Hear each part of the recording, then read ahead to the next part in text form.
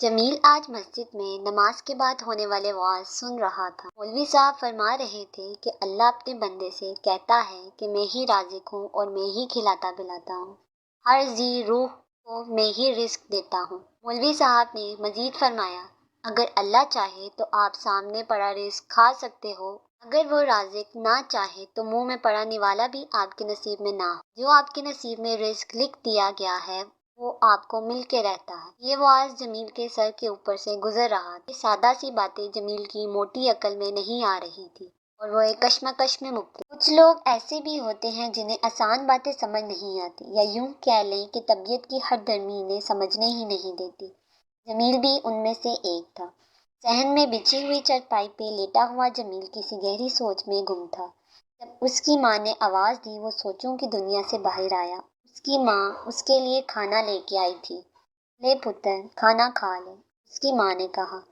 میں نے نہیں کھانا، جمیل کچھ عجیب سے انداز میں بولا۔ کیوں تجھے بھوک نہیں لگی؟ اس وقت تو شور ڈال دیتا ہے، اگر تجھے روٹی نہ ملے؟ ماں نے پریشانی سے پوچھا۔ مجھے بھوک ہے ماں، پر میں یہ سامنے رکھا کھانا نہیں کھاؤں گا۔ میں بھی دیکھتا ہوں کہ کون مجھے کھلاتا ہے، جب میری مرضی ہوگی کھاؤں گا۔ اس کی ماں حیرت سے بولی، تجھے کیا ہو گیا ہے؟ کسی نے کچھ کہا ہے کیا؟ عجیب و غریب باتیں کر رہے ہو۔ آج میں مسجد گیا تھا، مولوی صاحب کہہ رہے تھے کہ آپ اللہ کی مرضی کے بغیر کچھ کھا پی نہیں سکتے۔ وہ رازق ہے، وہی کھلاتا پلاتا ہے، جمیل نے ماں کو بتایا۔ ہاں تو بے شک ایسا ہی ہے، اس میں غلط کیا بولا مولوی صاحب نے؟ وہی مالک ہے، وہی سب کو پالتا ہے، کھلاتا ہے پلاتا ہے۔ ہاں مجھے بھی سب پتا ہے، وہی کھلاتا پلاتا ہے، رازق ہے، سب صحیح ہے، میں مانتا ہوں سب باتیں۔ جمیل بول، پھر مسئلہ کیا ہے؟ ماں حیران ہو کے پوچھ رہی تھی۔ وہ جمیل کی عادت سے واقف تھی کہ اس کی دماغ میں عجیب عجیب باتیں آتی رہتی ہیں۔ ماں میں کھانا نہیں کھاؤں گا، میں بھی دیکھتا ہوں جب میری مرضی نہیں ہوگی کون مجھے کھلائے گا۔ وہ کچھ ناراض سے انداز میں بولا۔ ماں نے تو سر پیٹ لیا۔ یہ کیا بول رہا ہے؟ تو رب سے اڈا لگائے گا؟ وہ مالک ہے، ہم اس کے بندے۔ پتر رب سے پنگے نہیں لیتے، چھوڑ ضد، توبہ کر اور کھانا کھا۔ میں نے اسے سمجھانے کی کوشش کی۔ اس بات کی توبہ ماں، وہ رب بھی تو ہر بات پہ احسان جتاتا ہے کہ وہی رازق ہے، وہی کھلا پلا رہا ہے۔ میں نے بھی نہیں کھانا۔ جمیل اپنی ضد پہ اڑا ہوا تھا۔ نہ پتر ایسے نہیں کہتے، وہ رب ناراض ہو گیا تو پھر کیا کرو گے؟ رب کو ناراض نہیں کرتے، اس کی دی ہوئی نعمتوں کا شکر ادا کرتے ہیں۔ اس کی موٹی عقل میں نہ تو مولوی صاحب کی باتیں آئیں، نہ ہی ماں کی نصیحت۔ ماں تو حیرت و پریشانی کی کیفیت میں مبتلا ہو گئی اور اللہ سے دعا کرنے لگی، اے میرے رب، میرا بیٹا نادان ہے، اسے سیدھی راہ دکھا۔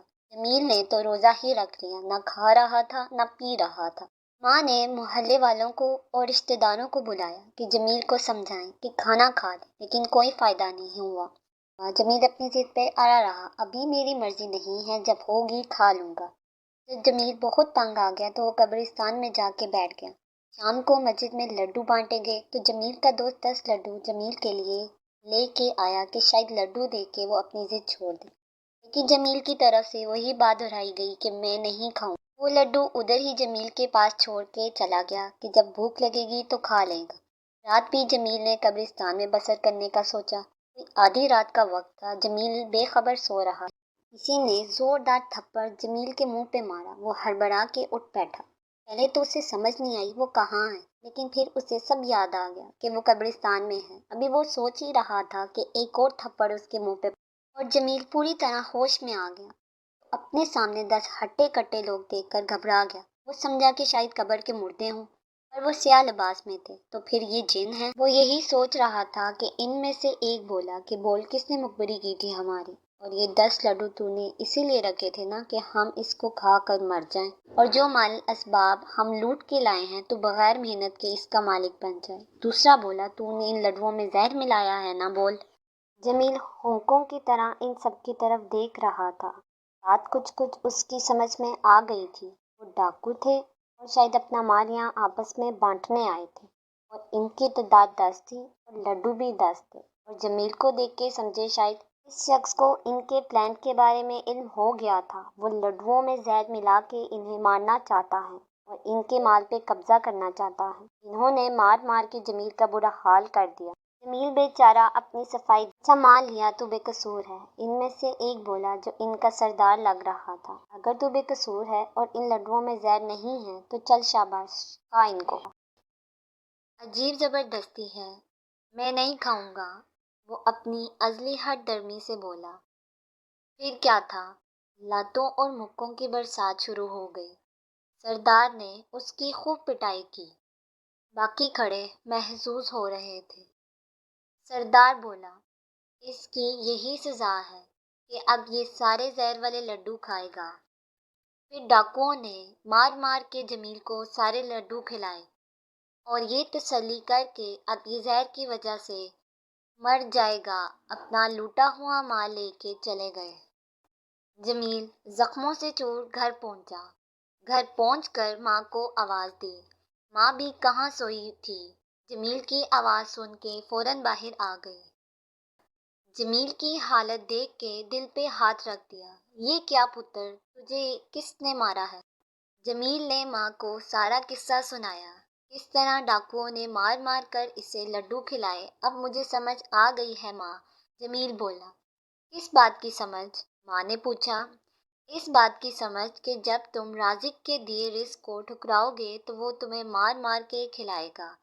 میری توبہ جو کبھی مالک سے پنگا لوں۔ ماں تو صحیح کہتی تھی، وہ مالک ہے اور ہم اس کے بندے، ہمیں زیت نہیں دیتا کہ ہم اس کے مقابلے میں اتر آئیں۔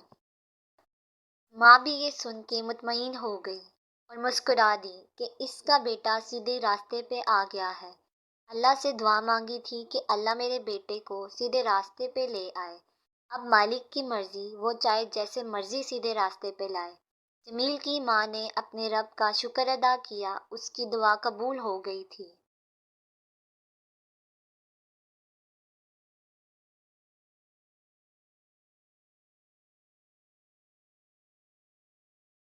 مزید اچھی ویڈیو دیکھنے کے لیے چینل کو سبسکرائب کر دیں۔